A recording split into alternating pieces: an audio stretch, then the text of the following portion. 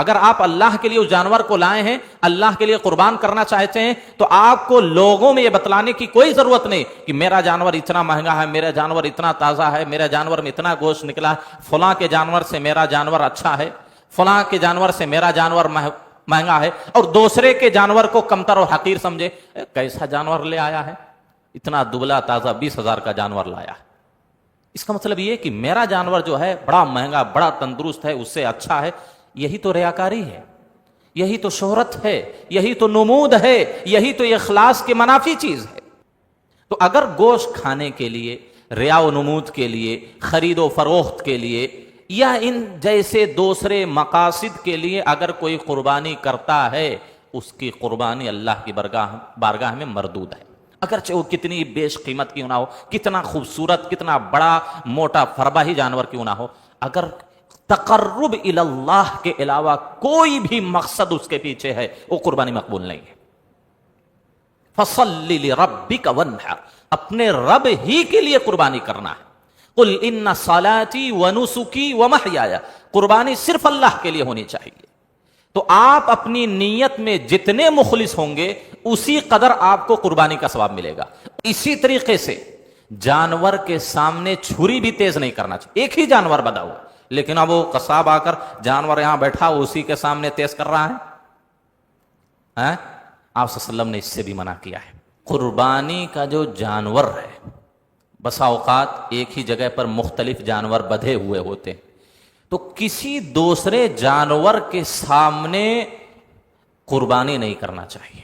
2 جانور ہیں، 3 ہیں، 4 ہیں، ایک جانور کو دوسرے جانور کے سامنے ذبح نہیں کر سکتے، شریعت نے اس سے روکا ہے۔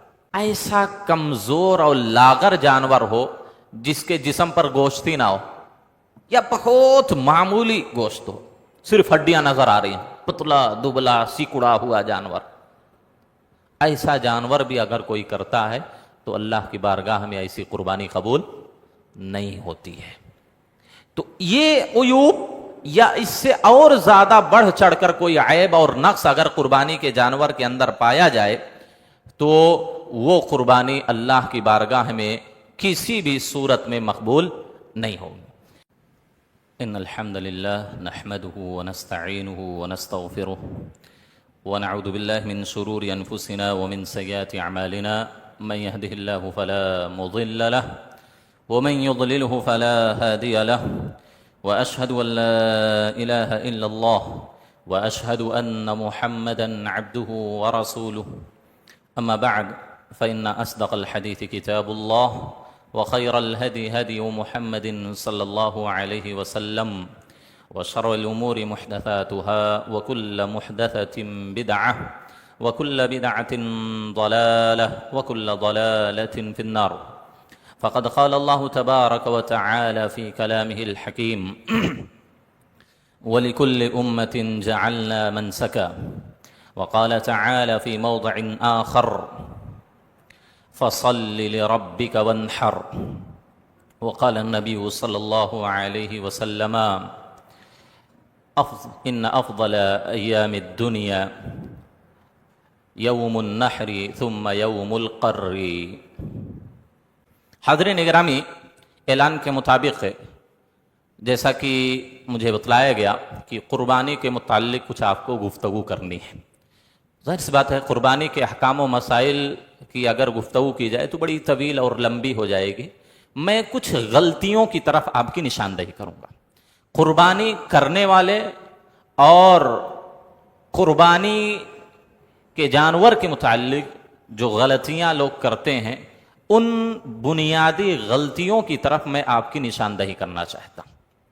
سب سے پہلی چیز یہ جان لیں کہ قربانی یہ جو ہے، یہ اسلام کے شعائر میں سے ہے۔ جس طرح نماز اسلام کے شعائر میں سے ہے، حج اسلام کے شعائر میں سے ہے، یا دیگر جو چیزیں اسلام کے شعائر میں سے ہیں، اسی طرح قربانی بھی اسلام کے شعائر میں سے۔ اس کی تعظیم، اس کی توقیر ہر قربانی کرنے والے پر واجب اور فرض ہے۔ اور اسلام کے شعائر میں سے ہونے کا مطلب یہ ہے کہ اللہ کے نزدیک یہ بہت ہی عظیم اور بہت بڑی نیکی ہے. یہ اللہ کی قربت اور اللہ کی رضا حاصل کرنے کا ایک اہم ذریعہ اور سبب ہے. اسی وجہ سے اللہ رب العالمین نے کہا کہ یہ جو تم قربانی کرتے ہو، اللہ کے پاس نہ تو تمہاری قربانی کا گوشت پہنچتا ہے نہ اس کا خون پہنچتا ہے، اور اللہ کو ان چیزوں کی ضرورت بھی نہیں ہے.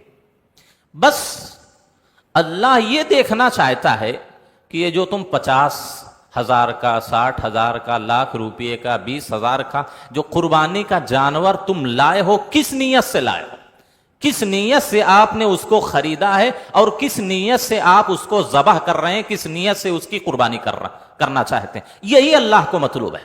اللہ صرف یہی دیکھنا چاہتا ہے. لن ينال الله لحومها ولا دماؤها ولكن يناله التقوى منكم.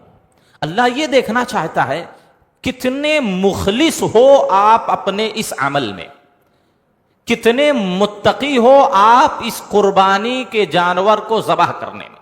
اللہ صرف یہی دیکھنا چاہتا ہے کہ اس قربانی کے جانور کو خریدنے کا مقصد کیا ہے، قربانی کے جانور کو ذبح کرنے کا مقصد کیا ہے.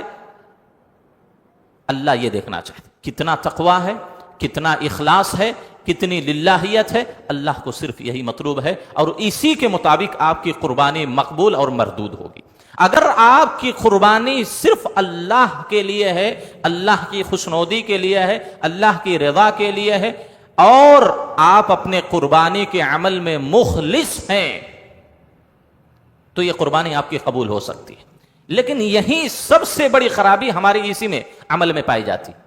بے شمار لوگ قربانی لاتے ہیں، لوگوں میں شور مچاتے ہیں. میرا جو قربانی کا جانور تھا اتنا موٹا تازہ فربا تھا کہ اس کے جانور میں اتنا کلو، 60 کلو، 50 کلو، 1 کنٹل گوشت نکلا ہے. میرا قربانی کا جانور 70,000 کا ہے، 50,000 کا ہے. یہ ساری چیزیں کس بات پر دلالت کرتی ہیں؟ یہ ساری چیزیں ہم کیوں بیان کرتے ہیں؟ اللہ کو بتا رہے ہیں. اللہ کو اگر نہیں بتا رہے ہیں تو اللہ کی مخلوق کو بتا رہے ہیں. اس کا مطلب یہ ہوا کہ ہم اپنے اس عمل میں مخلص نہیں.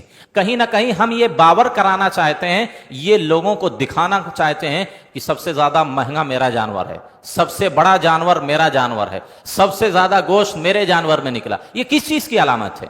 یہ ریاکاری کی علامت ہے، یہ شہرت کی علامت ہے.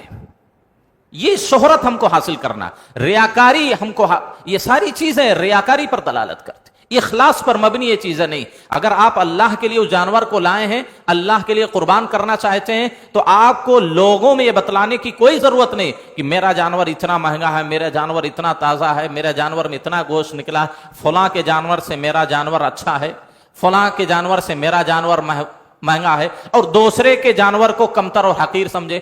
کیسا جانور لے آیا ہے، اتنا دبلا تازہ 20,000 کا جانور لایا ہے. اس کا مطلب یہ کہ میرا جانور جو ہے بڑا مہنگا، بڑا تندرست ہے، اس سے اچھا ہے.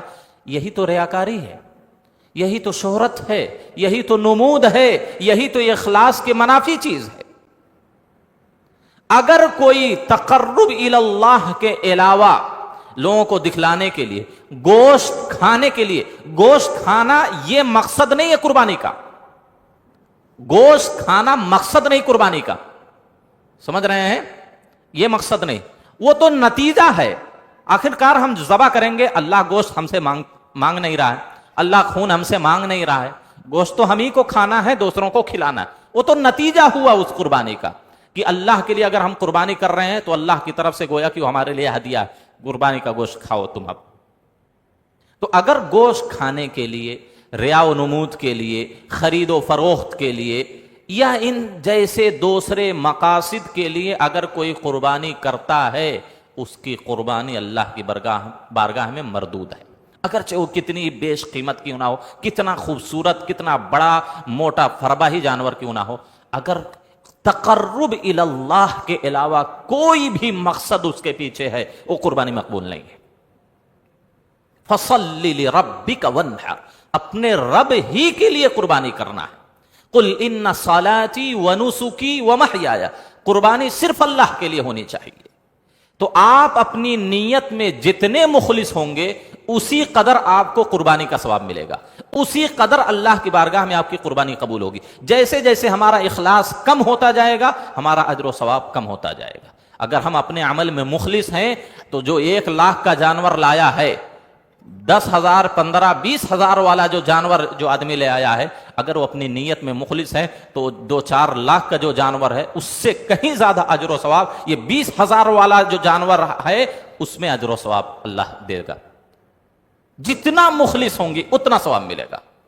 اللہ کے نبی صلی اللہ علیہ وسلم کی حدیث ہے، ان اللہ لا ينظر الى صورکم ولا الى اجسامکم، اور ایک روایت میں ولا الى اموالکم، اللہ نہ تو تمہاری خوبصورتی کو دیکھتا ہے، نہ تمہارے جسموں کو دیکھتا ہے، نہ تمہارے مال کو دیکھتا ہے۔ یہ جانور بھی ایک طرح کا مال ہے، اللہ تمہارے مال کو نہیں دیکھتا۔ وَلَكِنْ يَنظُرُ فِي قُلُوبِكُمْ وَأَعْمَالِكُمْ، اللہ تمہارے دلوں کو دیکھتا ہے، تمہارے عمل کو دیکھتا ہے۔ تمہارے دل میں کیا ہے، کیوں قربانی کر رہے ہو، گوشت کھانے کے لیے یا اور کسی مقصد کے تحت؟ اللہ یہ دیکھ رہا ہے۔ اسی وجہ سے کہا جاتا ہے رب عمل صغیر عظمتہ النیہ، بسا اوقات ایک معمولی عمل جس کو ہم حقیر سمجھتے ہیں، بڑی چھوٹی نیکی سمجھتے ہیں، لیکن اگر اس عمل میں ہم مخلص ہیں تو اتنا بڑا وہ عمل بن جاتا ہے، اتنی بڑی نیکی بن جاتی ہے کہ آپ سوچ بھی نہیں سکتے۔ اور بسا اوقات بہت بڑی نیکی ہوتی ہے، بڑی عبادت ہوتی ہے، لیکن صغرتہ النیہ، اگر نیت میں اخلاص نہیں، للہیت نہیں، تقوی نہیں، تو بڑی عبادت بھی معمولی بن جاتی ہے۔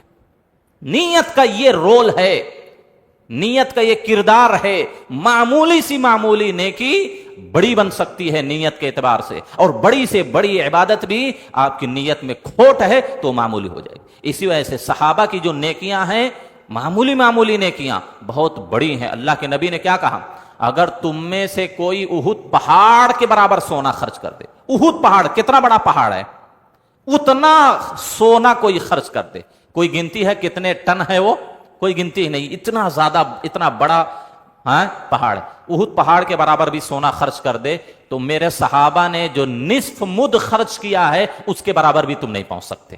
کیوں؟ کیونکہ وہ اپنے عمل میں اس قدر مخلص تھے، اس قدر ان کے اندر اخلاص اور للہیت تھی کہ چھوٹی سی چھوٹی بھی نیکی اللہ کی بارگاہ میں ان کے اخلاص کی وجہ سے، ان کے تقوی و طہارت کی وجہ سے اللہ کے نزدیک وہ بہت بڑی عبادت بن گئی۔ تو نصف مد سونا جو صحابہ نے خرچ کیا ہے، ہم احد پہاڑ سے بھی زیادہ سونا خرچ کر دیں تب بھی اجر و ثواب میں کوئی مقابلہ ہی نہیں۔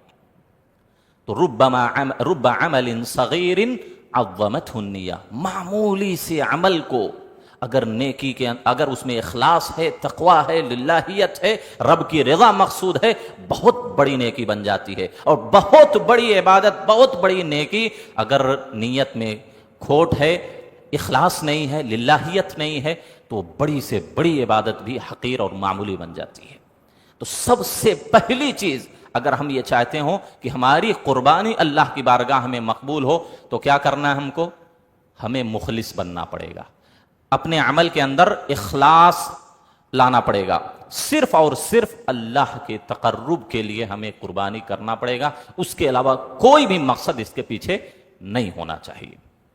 دوسری چیز جو غلطیاں بہت سارے حضرات کرتے ہیں،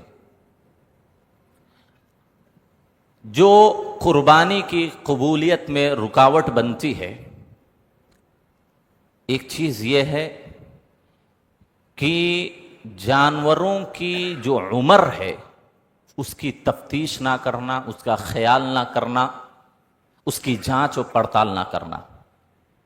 صرف اگر کسی سے آپ نے سن لیا، سامنے والا بول دیا تو یہی چیز کافی نہیں، بلکہ جانور کے دانتا ہونے کی جو علامات ہیں، جو نشانیاں ہیں، وہ بھی پائی جانی ضروری۔ بس اوقات بیچنے والے آپ کو دھوکہ دیتے ہیں، ٹھیک ہے، اس کی بات کا اعتبار کرتے ہوئے آپ نے قربانی کر دی، لیکن اس کے ساتھ ساتھ آپ کو یہ بھی دیکھنا ہے، نبی صلی اللہ علیہ وسلم نے خود حکم دیا ہے، امرنا ان نستشرف العین والاذن۔ حضرت علی کہتے ہیں کہ ہم کو اللہ کے نبی نے جانچ پڑتال کا حکم دیا ہے، تفتیش کریں، جانچ پڑتال کریں کہ یہ جانور داتا ہے کہ نہیں ہے، اونٹ ہو، گائے ہو، بکری ہو، جو بھی جانور آپ اپنی استطاعت کے حساب سے اللہ کے لیے قربان کر رہے ہیں، اس کی تفتیش کرنی ضروری ہے۔ یہ نہیں کہ موٹا تازہ ہے، فربا ہے، خوبصورت ہے، پرگوشت ہے، بس جانور کا دانتا ہونا ضروری ہے۔ اگر اس میں کسی طرح کی کوئی کمی پائی گئی تو آپ کی قربانی اللہ کی بارگاہ میں مقبول نہیں ہوگی۔ اسی طریقے سے ایک تیسری چیز جو قربانی کی عدم قبولیت کا بنیادی سبب بن سکتا ہے، وہ چند اللہ کے نبی صلی اللہ علیہ وسلم نے عیوب بیان کیے ہیں۔ اگر وہ عیوب قربانی کے جانور کے اندر پایا جاتا ہے تو اللہ کے نبی صلی اللہ علیہ وسلم کہتے ہیں کہ وہ قربانی اللہ کی بارگاہ میں قبول ہوئی نہیں ہوگی۔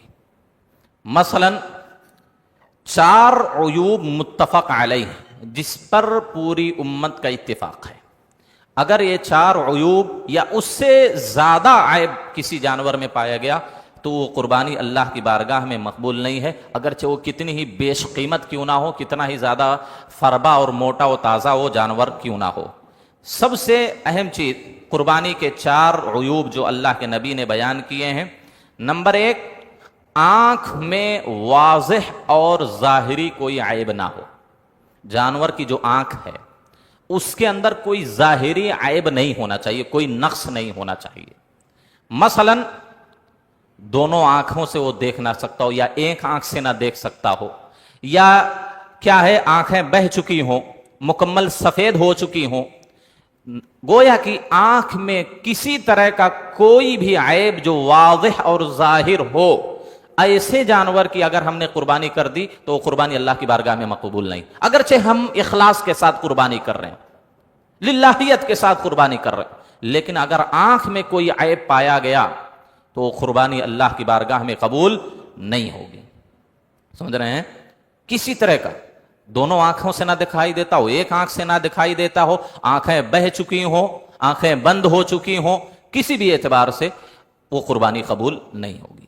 دوسری چیز اللہ کے نبی صلی اللہ علیہ وسلم نے کہا واضح بیماری۔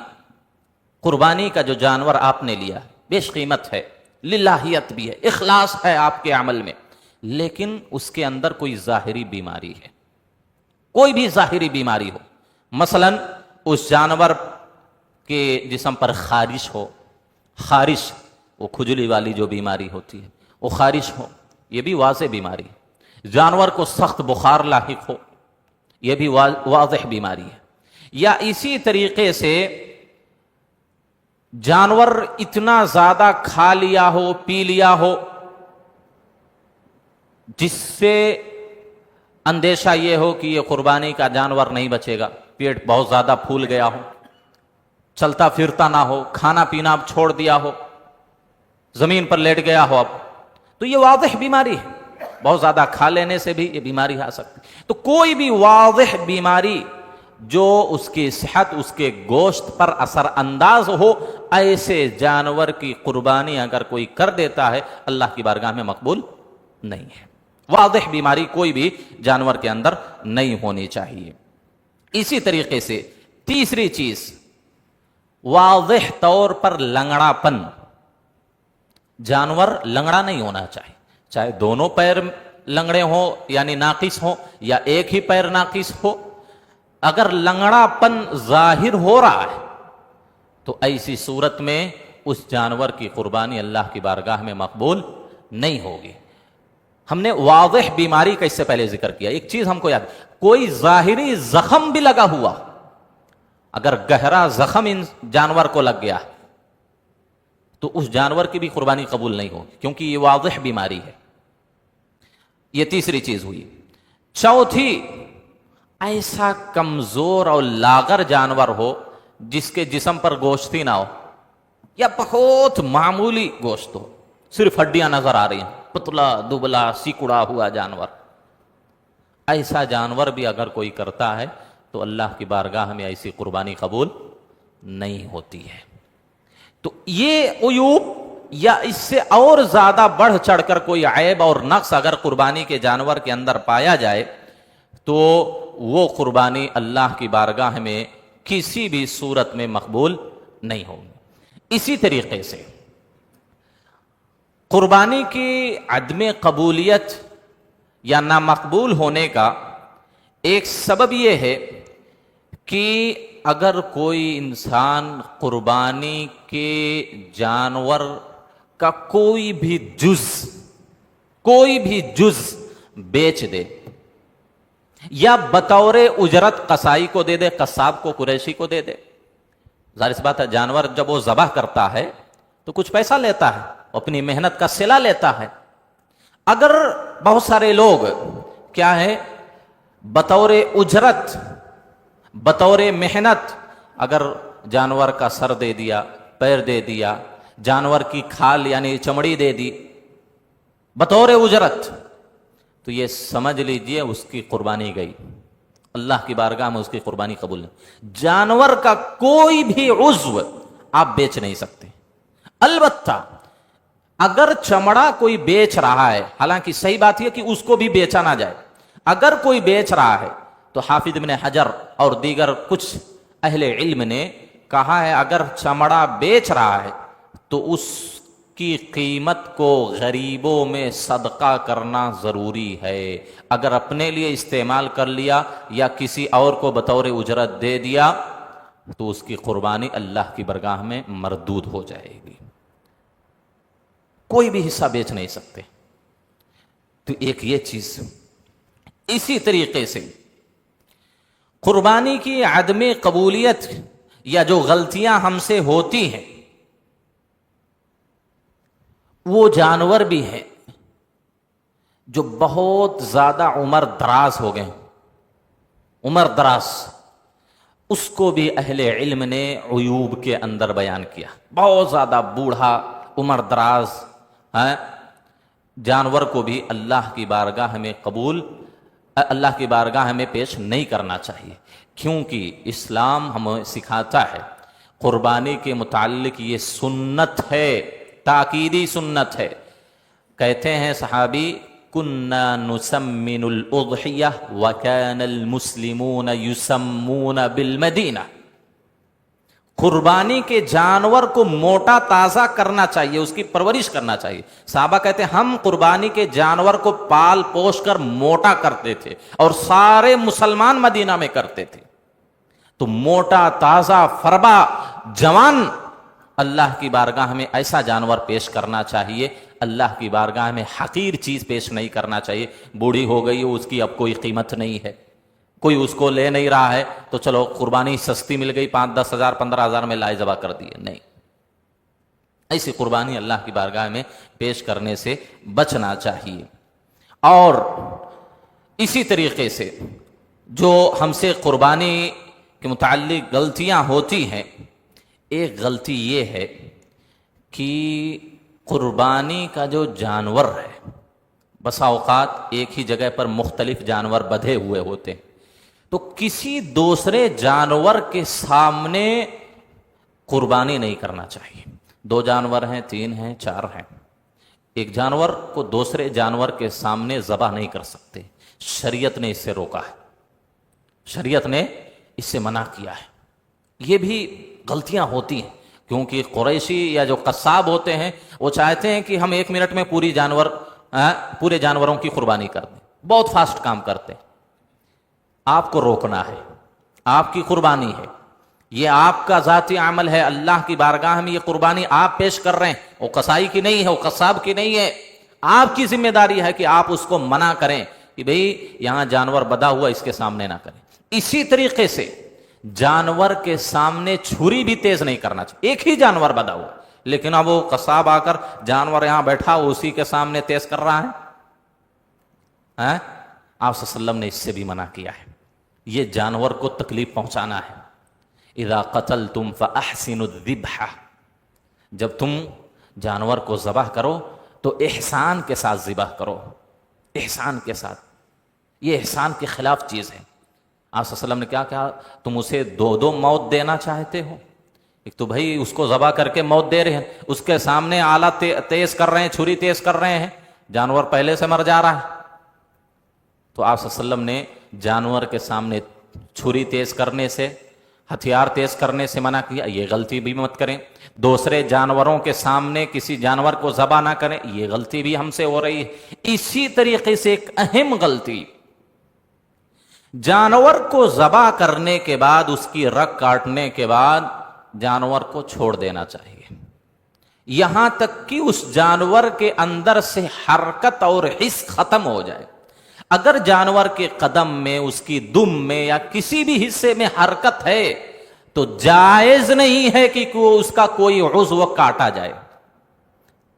لیکن ہمارے یہاں کیا رائج ہے، ادھر گلا کاٹا، ذبح کیا، ادھر کھال فوراً نکالنا شروع ہو جاتے ہیں، ادھر پاؤں کاٹ کے ادھر سائڈ کیا، کھال نکالنی کھینچنی شروع کر دی، بوٹیوں کرنا شروع کر دیا۔ بسا اوقات تو جب بوٹی کر رہے ہوتے ہیں، اس کو کاٹ پیٹ رہے ہوتے ہیں، حصہ بنا رہے ہیں، اس وقت بھی حرکت پائی جاتی ہے، اس وقت بھی حرکت پائی جاتی ہے کہ نہیں؟ آپ لوگوں نے مشاہدہ کیا ہوگا، ہم سب نے مشاہدہ کیا، حرام ہے یہ حرام ہے۔ جب تک جانور کے اندر حس ہے، حرکت ہے، وہ دم اپنی ہلا رہا ہے، اس کے پیر ہل رہے ہوں یا اور کوئی بھی عضو ہل رہا ہو، حرکت میں ہو، آنکھیں کھلی ہو، تو ایسی حالات میں کسی انسان کے لیے جائز نہیں ہے کہ اس جانور کا کوئی بھی حصہ، کوئی بھی جز کاٹے یا اس کی کھال اتارے۔ جب حرکت اور حس ختم ہو جائے، اس کے بعد آپ دوسرا عمل اپنا شروع کر سکتے ہیں۔ ایک یہ چیز ہے۔ اسی طریقے سے ایک غلطی ہم لوگ یہ بھی کرتے ہیں، کیا غلطی ہے کہ جانور ذبح کرنے کے بعد جو فضلات ہوتے ہیں، گندگیاں ہوتی ہے، خون ہے، گوبر ہے، ہاں جو بھی گندگی ہے، فضلات ہیں، کہیں کسی ایسی جگہ پر اس کو نہ پھینکیں، نہ ڈالیں جس سے کسی بھی انسان کو تکلیف ہو۔ مثلاً راستے پر کہیں کچھ ڈال دیا، یا عام شاہراہ پر ڈال دیا، جہاں سے لوگ گزر رہے ہوں، جہاں لوگ بیٹھ رہے ہوں، جہاں لوگوں کی ضرورتیں پوری ہوتی ہوں، ایسی جگہوں پر جانور کے فضلات کو ڈالنا جائز نہیں ہے، بلکہ یہ ایسا عمل ہے جس کی بنیاد پر اللہ کی لعنت اس پر برستی ہے۔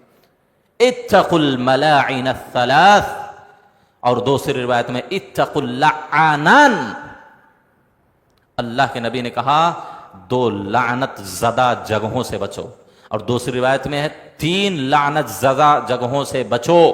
اس میں ایک جگہ یہ ہے الذی یتخلی فی طریق الناس، جو لوگوں کے راستے میں گندگی ڈالتا ہو۔ تو جو اس کے فضلات ہوتے ہیں، جو گندگیاں ہوتی ہیں، جو قابل استعمال چیزیں نہیں ہوتی ہیں، اس کو ہم کہیں ایسی جگہ پر لے جا کر پھینکیں یا ڈالیں جہاں لوگ گزرتے نہ ہوں، لوگوں کو اس سے تکلیف نہ پہنچتی، یا بہتر چیز یہ ہے کہ کسی صحرا میں، دور آبادی میں، کھیت کھلیان میں گڈھا کھود کر اس کو دفن کر دیں، یہ سب سے بہتر چیز۔ اسی طریقے سے بہت سارے لوگ غلطی یہ کرتے ہیں کہ جو قربانی پیش کرتے ہیں، وہ اپنی قربانی کے جانور میں سے کچھ کھاتے نہیں ہیں، یہ بھی ایک غلطی ہے، کھانا چاہیے۔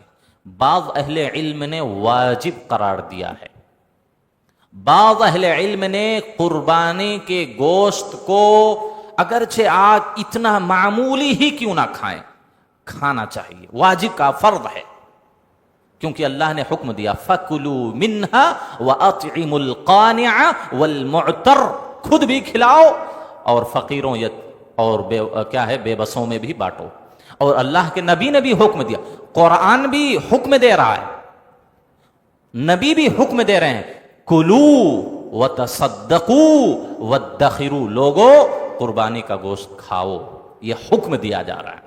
تو اسی وجہ سے خاص طور پر امام ابن حزم اور دیگر کچھ اہل علم نے کہا کہ قربانی کا گوشت کا کچھ نہ کچھ حصہ کھانا ضروری، واجب ہے۔ اسی وجہ سے، اور یہ بات مضبوط بھی ہے دلائل کے اعتبار سے، کیونکہ یہاں تو قرآن حکم دے رہا ہے، وہاں نبی حکم دے رہے ہیں، اور نبی صلی اللہ علیہ وسلم نے جب 100 اونٹ کی قربانی پیش کی، کتنی؟ حجۃ الوداع کے موقع پر کتنی قربانی آپ نے پیش کی؟ 100 اونٹوں کی، 100 اونٹ، بکرے نہیں، اونٹ، بڑے جانور۔ آپ صلی اللہ علیہ وسلم نے حضرت علی کو کیا حکم دیا تھا؟ ہر جانور کی ایک بوٹی ایک ہانڈی میں سب جمع کر کے پکاؤ، اس کے بعد مجھے لاؤ۔ تو 100 اونٹ ذبح کیے گئے، سب میں سے ایک ایک بوٹی لی گئی، اس کو پکایا گیا، آپ صلی اللہ علیہ وسلم نے اس کا شوربہ پیا۔ کہا اگر واجب نہ ہوتا تو آپ صلی اللہ علیہ وسلم اتنا مشکل امر کا حکم کیوں دیتے کہ بھئی 100 اونٹ ذبح کیا ہے، سب میں سے ایک بوٹی ضروری ہے اس ہانڈی میں ڈالنا، پکانا۔ تو 100 اونٹوں میں سے ایک ایک بوٹی ڈالی گئی، آپ نے اس کا شوربہ پیا۔ تو کھانا چاہیے، کھانا چاہیے۔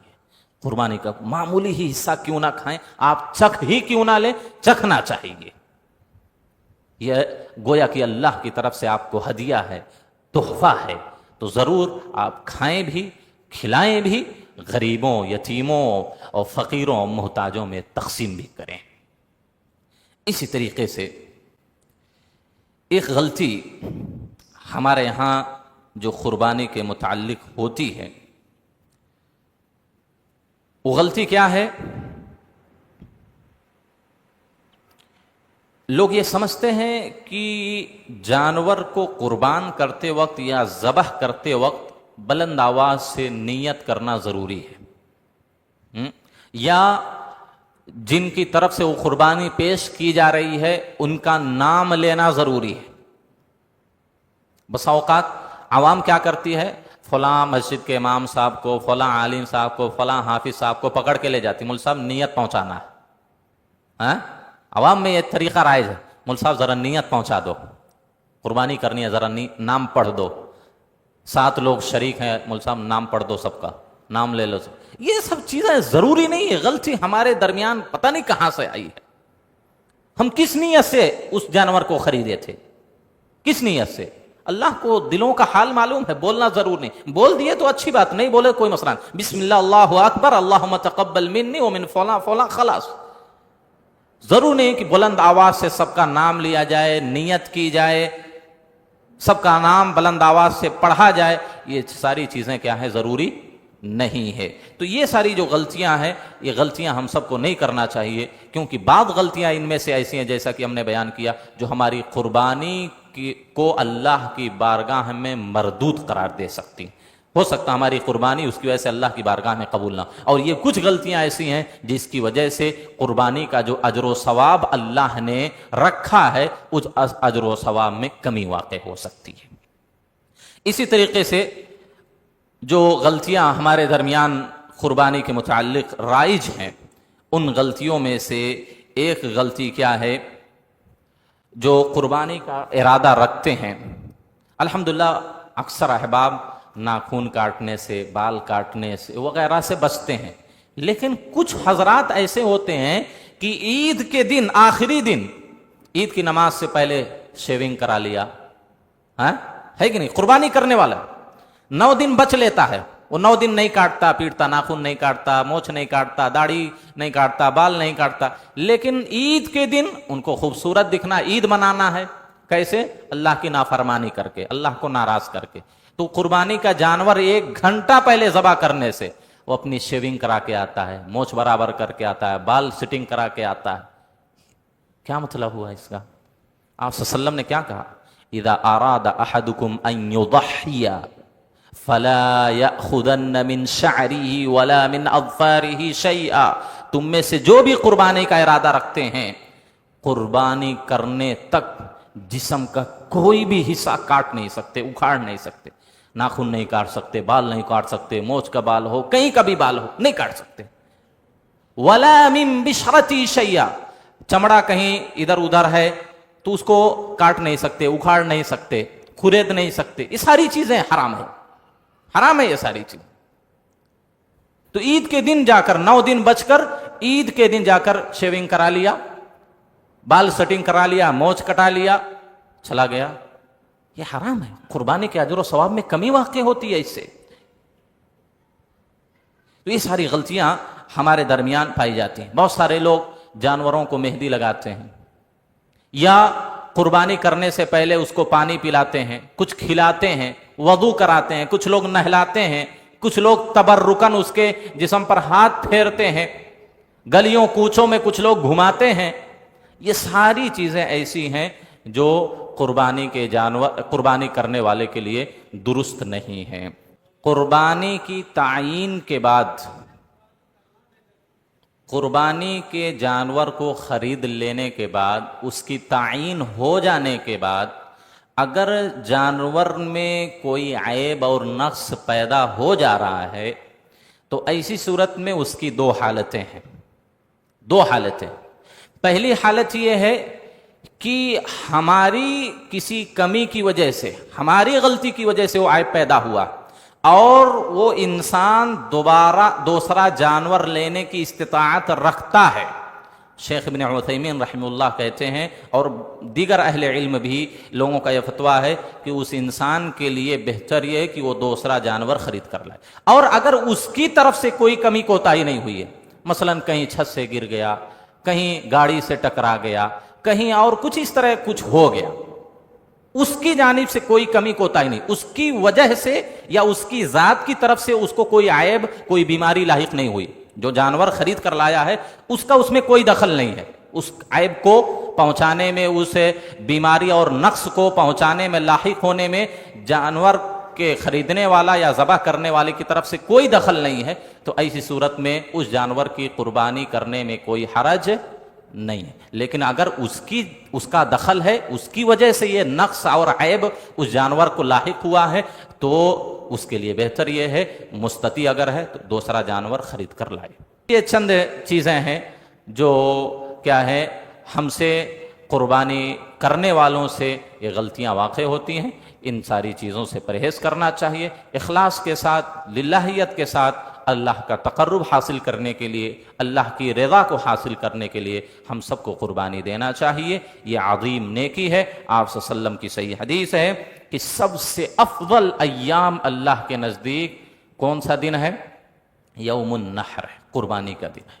سب سے افضل دن قربانی کا دن ہے، لہذا اس میں کسی طرح کی کوتاہی اور غفلت نہ کریں۔ اللہ سے دعا ہے اللہ ہم تمام لوگوں کو اخلاص اور للہیت کے ساتھ قربانی کرنے کی توفیق عطا فرمائے، اور جو اسباب عدم قبولیت کے ہو سکتے ہیں ان سارے اسباب سے اللہ ہمیں بچنے کی توفیق عطا فرمائے۔ اللہ جب تک زندگی دے کتاب و سنت کے مطابق زندگی گزارنے کی توفیق دے، جب خاتمہ ہو تو خاتمہ بالخیر عطا فرمائے۔ آمین۔ وآخر دعوانا الحمد للہ رب العالمین۔